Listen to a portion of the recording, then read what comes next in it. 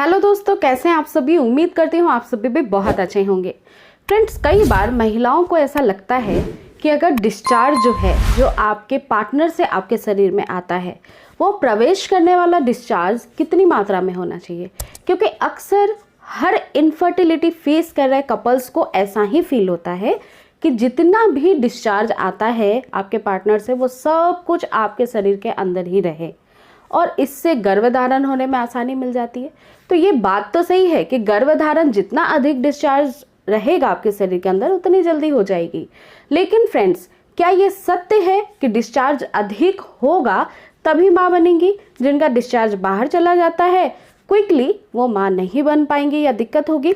तो चलिए आज मैं आपको कुछ ऐसे सच्चाई बातें बताती हूँ जिससे आपके मन में ये सवाल उठते हैं तो वो भी आपके ठीक हो जाएंगे। और साथ ही साथ माँ बनने के प्रयास में क्या आपको संभवतः ऐसी दिक्कत आ रही है तो करना पड़ेगा, ये भी जानना आपके लिए बहुत ज़रूरी है।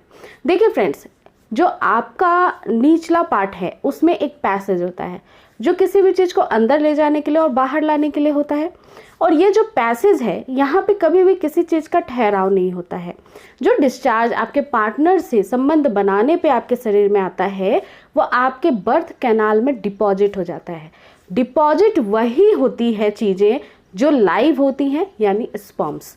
और वो डिपॉजिशन क्यों होता है?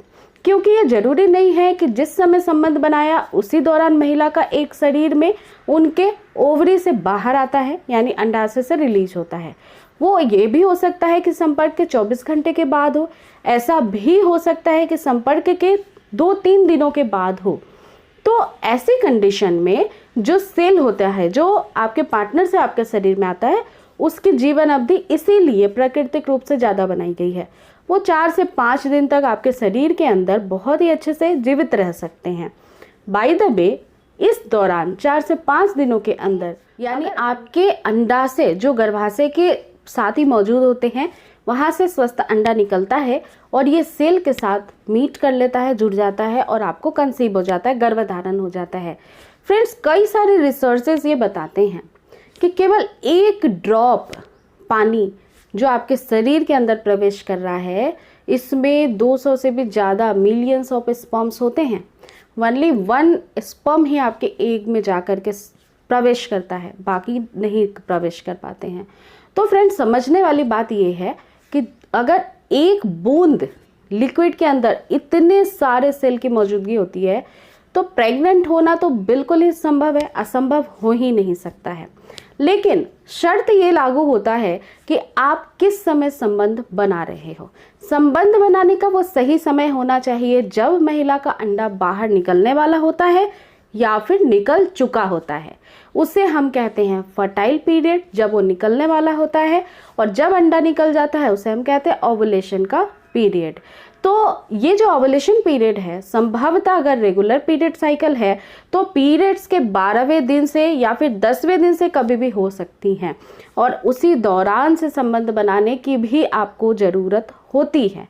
लेकिन फ्रेंड्स, मैं आपको कुछ और भी टिप्स बताऊंगी जिसकी वजह से अगर लिक्विड बाहर चला जाता है तो कुछ सावधानियां बरतिए और ये आपके लिए बहुत ज़्यादा इम्पॉर्टेंट है। सबसे पहली बात, हर दिन संबंध नहीं बनाना है। इससे जो डिस्चार्ज होता है पुरुषों का, वो बहुत पतला हो जाता है और जिसकी वजह से डिस्चार्ज जल्दी बाहर जाने की काफ़ी अधिक संभावना होती है। तो 1 या 2 दिन छोड़ करके संबंध बनाएंगे तो ज़्यादा अच्छा होगा, इससे क्वालिटी भी अच्छी मेंटेन रहेगी। दूसरी बात, जब संबंध बना लेते हैं, हड़बड़ाकर झटके से कभी भी नहीं उठना है। इससे डिस्चार्ज ज़्यादा अधिक जाने की संभावना जल्दी हो जाती है। इसके अलावा तीसरी बात, जब संबंध बना रहे होते हैं उस दौरान के बाद से महिलाओं को संबंध बनाने के बाद से ही कुछ देर आराम जरूर कर लेना चाहिए। ये भी आपके डिस्चार्ज को होल्ड करने में मदद करता है।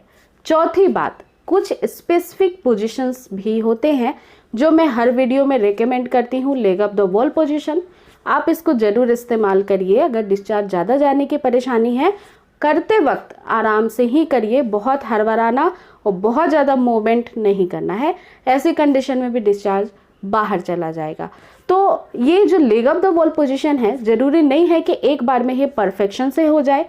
इसके लिए प्रैक्टिस करना एवरी टाइम जब आप रिलेशन बनाते हैं उसके बाद जरूर। 5वीं बात, कई बार महिलाओं को ऐसा लगता है कि हम कितने मिनट तक लेटे रहें, कितने सेकंड तक लेटे रहें। देखिए, स्पर्म की गति कितनी है ये अलग अलग बॉडी के टाइप के अकॉर्डिंग डिसाइड होता है। तो कुछ महिलाओं का कुछ सेकंड्स में ही स्पर्म मीट कर लेता है एक के साथ, कुछ महिलाओं का कुछ 1-2 मिनट भी लग सकता है, लेकिन रिसर्चर्स बताते हैं कि ये विदिन अ सेकेंड्स ही हो जाते हैं, क्योंकि वो बहुत फास्ट होते हैं, जो विजिबल तो होते नहीं हैं। तो फ्रेंड्स, इसके लिए आपको करीब 15 मिनट लेटे रहना चाहिए, लेकिन प्रिकॉशंस के तौर पे 30 मिनट्स हम रेकमेंड कर देते हैं। 30 मिनट्स के बाद लेटने की ज़रूरत नहीं है, क्योंकि उसके बाद लेटे रहने से भी कोई फ़ायदा नहीं है। जो भी बहुत अच्छी मोटेलिटी के होते हैं, क्वालिटी के होते हैं सेल, वो तो अंदर पहुंच चुके हैं। जैसा कि मैंने बताया कि वो बर्थ कैनाल में जा करके डिपॉजिट होते हैं, फिर वो बैरियर को पास करते हैं, जो एक के पास ले जाने में बहुत ही ज़्यादा सहयोग करती है। इस बैरियर्स में कई सारे स्पर्म्स डेड भी हो जाते हैं, जिसकी क्वालिटी अच्छी नहीं होती है, जिसका स्पीड अच्छा नहीं होता है, लेकिन फिर भी मिलियंस में से 800 ऐसे सेल बच जाते हैं जो एग के ऊपरी लेयर पर जा करके चिपक जाते हैं, और उनमें से एक सेल होता है जो उस एग के अंदर प्रवेश कर लेता है, और फिर वो कवच जो है वो हार्ड हो जाती है, कुछ केमिकल्स रिलीज करती है, तो वो 800 सेल जो होते हैं वो भी बाद में डेड हो जाते हैं। तो इस प्रकार से कंसीव आपको होता है। इसके साथ ही फ्रेंड्स, कई महिलाएं बहुत ज़्यादा पैनिक होती हैं, टेंशन लेने लगती है, क्योंकि गर्भधारण जब आप सोच लेते हैं करना है तो आपको एनी टाइम यही चिंता सताती है कि मुझे फटाफट से बच्चा मिल जाए, कंसीव हो जाए। तो देखिए, ये एक मैजिक और मिरेकल होता है जिसमें आपको 100% पॉजिटिवली आगे बढ़ते रहना होता है। इसके लिए सबसे ज़्यादा इम्पॉर्टेंट होता है पॉजिटिव माइंड सेट करके रखना। अगर आप आपके बहुत ज़्यादा टेंशन को बढ़ा लेंगी, तनाव में आ जाएंगी, तो आपके हार्मोन्स जो उसके बाद प्रेगनेंसी कंसीव कराने के लिए बढ़ने चाहिए, वो या तो अधिक मात्रा में बढ़ जाएंगे या बढ़ेंगे ही नहीं, जिसकी वजह से प्रेगनेंसी को या इम्प्लांटेशन को सपोर्ट ही नहीं मिलेगा। फिर उस दौरान प्रेगनेंसी कंसीव होने में और भी ज़्यादा टाइम लगेगा। इसीलिए पहला फॉर्मूला ये है कि टेंशन लेना बंद करना है, आराम से लव मेकिंग प्रोसेस को आपको करना है। प्रेगनेंसी कंसीव होने के सही समय पे जो ओव्यूलेशन का वक्त होता है, इसे प्रिडिक्ट करना बहुत आसान हो गया है, क्योंकि आजकल बहुत सारे ओव्यूलेशन किट बहुत अच्छा रिजल्ट देते हैं। साथ ही साथ ओव्यूलेशन के सिम्टम्स भी आप फील कर सकती हैं, जिसकी वीडियो आप मेरे वीडियो के प्लेलिस्ट में देख सकती हैं। तो चिंता मत करिए, घबराइए मत, आप अच्छे से माइंड सेट करिए और आगे बढ़ते जाइए। अगर फिर भी आपके कोई प्रश्न हैं, आप मुझे लिखिए, आप मुझे इंस्टाग्राम पे डीएम करिए, आप मुझे फेसबुक पेज पे भी फॉलो कर सकती हैं। वीडियो पसंद आई है तो एक लाइक करना तो बिल्कुल भी ना भूलें। आप कहाँ से, किस शहर से मुझे देख रहे हैं, कमेंट सेक्शन में ज़रूर मुझे लिख कर बताएं, मुझे काफ़ी अच्छा लगेगा। और अब तक आपने चैनल को सब्सक्राइब नहीं किया तो ज़रूर कर लीजिएगा, जिससे कि आपको मेरे आने वाले आगे जितने भी वीडियो हैं उसकी जानकारी समय पर प्राप्त होती रहे।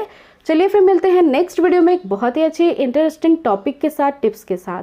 अपना पूरा ध्यान रखिएगा friends. Take care. Thanks for watching.